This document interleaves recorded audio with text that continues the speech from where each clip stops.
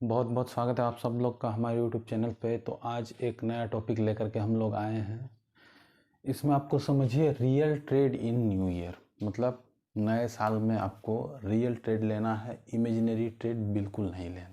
ठीक है, तो आइए विस्तार से जानते हैं। उसके पहले आप लोगों से एक बहुत बड़ा रिक्वेस्ट होता है मेरा कि आप लोग चैनल को सब्सक्राइब ज़रूर करें। अगर वीडियो पसंद आएगा तो लाइक करें, नहीं पसंद आए डिसलाइक करें। ठीक है फ्रेंड्स, तो आइए शुरू करते हैं। रियल ट्रेड और इमेजिनरी ट्रेड में डिफरेंस क्या है? देखिए, रियल ट्रेड जो होता है इसमें आप लोग एक्चुअल जो हम लोग डेटा के हिसाब से ट्रेड करते हैं वही है रियल ट्रेड।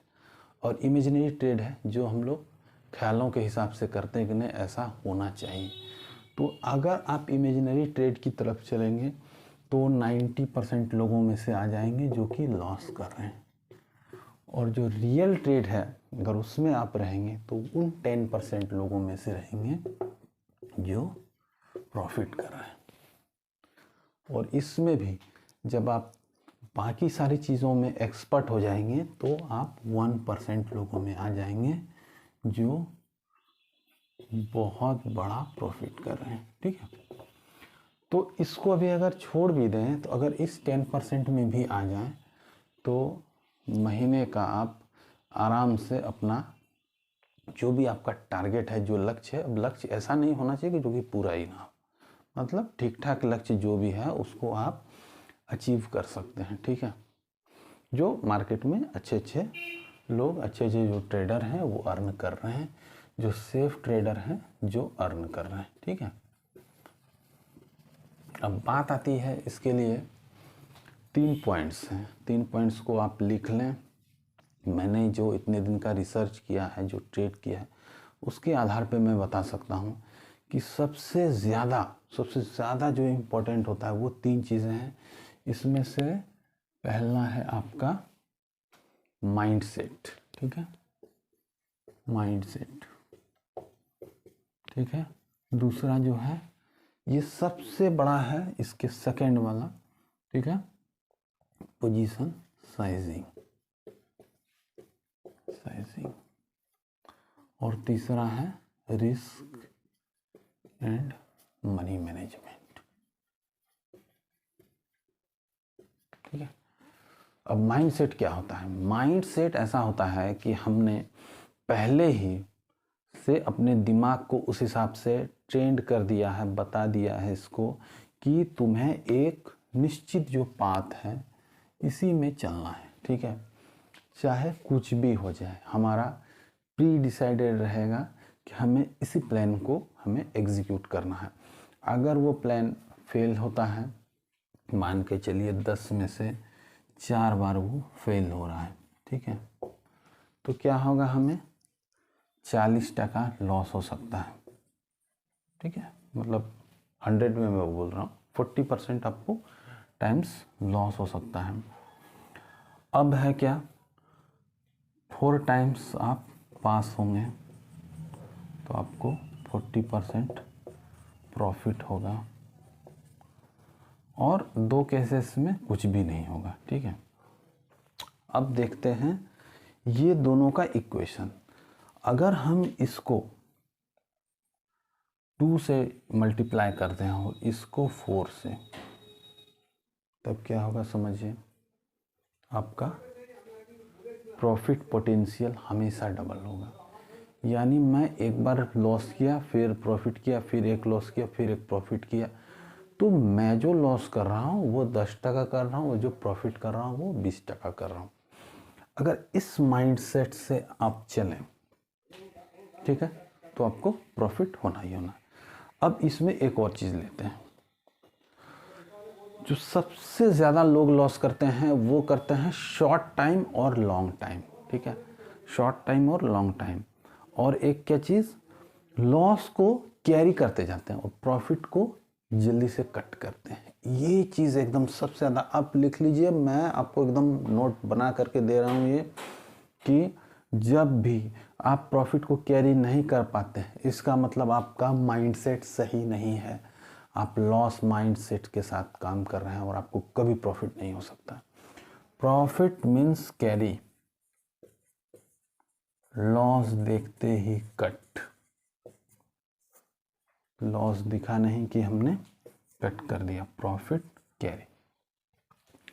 अगर प्रॉफिट कैरी किए, लॉस हुआ भी 2 केसेस में, लेकिन लॉस जहाँ पे हुआ वहाँ बिग लॉस नहीं हुआ, बिग लॉस नहीं हुआ, तो हमारा क्या होगा, 2 बार प्रॉफिट अगर गलती से लॉस में गया भी तो हमने बड़ा लॉस नहीं किया। लेकिन कुछ लॉस जो हैं अगर वो थोड़े सा से रिवर्स हो गए वो बड़े प्रॉफिट दे सकते हैं। लेकिन बिग लॉस अगर हम नहीं करेंगे नहीं करेंगे नहीं करेंगे नहीं करेंगे, आप 1000 दफ़ा डेली लिखिए कि बड़ा लॉस मुझे नहीं करना है, डेफिनेटली आपको एक ना एक दिन आपको बड़ा प्रॉफिट होएगा ही। शायद शुरू में आप एनालाइज ना कर पाए, 10 ट्रेडों में से एक भी ही बड़ी प्रॉफिट हो, ठीक है, मानता हूँ ऐसा हो सकता है। नंबर 2 जो है, इससे भी एक स्टेप आगे अगर आप जाएं तो लॉस और प्रॉफिट दोनों को प्री डिसाइडेड कर लें। लॉस 10%, प्रॉफिट जितना आप चाहें, 10, 20, 30, 40, 50%, ठीक है। अब उसके हिसाब से शुरू कर। अब अगर मुझे लॉस हो रहा है तो मैं पूरा का पूरा लॉस खाऊंगा। ये नहीं कि मैंने 500 रुपये का लॉस डिसाइड किया और 400 रुपये में कट कर लिया, नहीं, बिल्कुल नहीं, मुझे पूरा का पूरा लॉस खाना है, ठीक है। प्रॉफिट अगर मैंने डिसाइड कर लिया 1000 रुपया तो मुझे पूरा का पूरा 1000 लेना है, चाहे 900 हो जाए मुझे कट नहीं करना है, चाहे वो 400 अगेन फिर 500 लॉस में आ जाए, आप माइंड सेट कर लीजिए, ठीक है। तो ये 2 तरह की स्ट्रेटजी है, ठीक है, आपको दोनों में से एक को चूज़ करना है, ठीक है। ये नहीं कि मुझे कभी ये कभी ये, ठीक है, ऐसा मत करिए आप। कुछ लोग क्या होते हैं थोड़े थोड़े प्रॉफिट कर रहे हैं, ठीक है, जैसे 100, 200, 500, 1000, 2000, 5000, बस ये स्मॉल प्रॉफिट वाले हैं, थोड़े थोड़े। अब जिस दिन लॉस किया एक ही दिन में 50,000 चला गया उनका, पूरा का पूरा कैपिटल साफ हो गया, या 50%, मतलब लॉस जो है वो प्रॉफिट का 10 गुना 20 गुना एक ही दिन में चला गया उनका, तो कहानी ख़त्म हो गई। तो लॉस, बिग लॉस जो है ना, इससे आपको बचना है, ठीक है। और एक माइंडसेट है, उसमें क्या होता है कि लोग सोचते हैं कि मुझे रोज़ 10% लॉस या 20% प्रॉफिट करना है, ठीक है, लेकिन वो जिस दिन वो प्रॉफिट को 10 रुपये में काट रहे हैं उसी दिन वो प्रॉफिट हो सकता है 100 रुपया जाएगा, तो उनको लास्ट तक कैरी करना चाहिए। अब दूसरे दिन सोचते हैं कि नहीं मैंने 10 में कट कर लिया, आज मुझे वेट करना चाहिए, उस दिन उन्हें लॉस हो जा रहा है 100%, तो ये ऐसा नहीं करना है। जो एक फ़्लो बनाना है वो आपका नॉर्मल फ्लो होगा।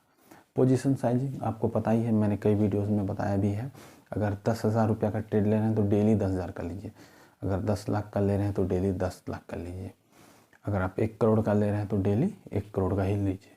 ये नहीं कि एक दिन मैंने 50 लाख का लिया तो एक दिन 2 लाख का, वैसे नहीं, क्योंकि 50 लाख का जिस दिन दिया आपने लॉस हो गया, मान लीजिए 20%, तो 10 लाख चला गया। अब 5 लाख जिस दिन किए नेक्स्ट दिन प्रॉफिट हुआ, दिन कितना प्रॉफिट होगा बताइए, 10,000, 20,000, 50,000। अब जहाँ मैंने लॉस उतना किया है 10 लाख रुपये का, वहाँ अगर 50,000 मुझे नेक्स्ट डे प्रॉफिट भी हो गया तो क्या हुआ, कुछ नहीं हुआ, ठीक है फ्रेंड। थर्ड है risk and money management. Risk को अपना मिनिमाइज़ करिए, रिस्क को कोई भी एकदम से ख़त्म नहीं कर सकता, बस इसको मैनेज करते जाना है, इसके साथ जीना सीखना होगा, तभी आप ये रिस्क कितना मैं बेयर कर सकता हूँ। पहले ही आप ये डिसाइड कर लीजिए कि मेरा तो रिस्क इतना है, जहाँ तक, और रिस्क कितना है किसी का, जहाँ तक आपको ट्रेड लेने में डर ना लगे। जहाँ भी आपको डर लगने, अगर उस दिन आप सोच लीजिए अगर ये मेरा पूरा का पूरा जितने से मैं ट्रेड कर रहा हूँ अगर ये ख़त्म हो जाए तो क्या मैं नेक्स्ट दिन आराम से ट्रेड कर पाऊँगा? अगर आप कर पाएंगे, इसका जवाब है हाँ, तो आपको वो ट्रेड लेनी चाहिए, अगर नहीं तो आपको वहीं पे पीछे हट जाना चाहिए। ठीक है फ्रेंड्स, आज के टॉपिक में इतना ही। उम्मीद है, आशा करता हूँ, मुझे पूरा विश्वास है कि ये वीडियो आपके बहुत काम आएगा। ठीक है फ्रेंड्स, थैंक यू।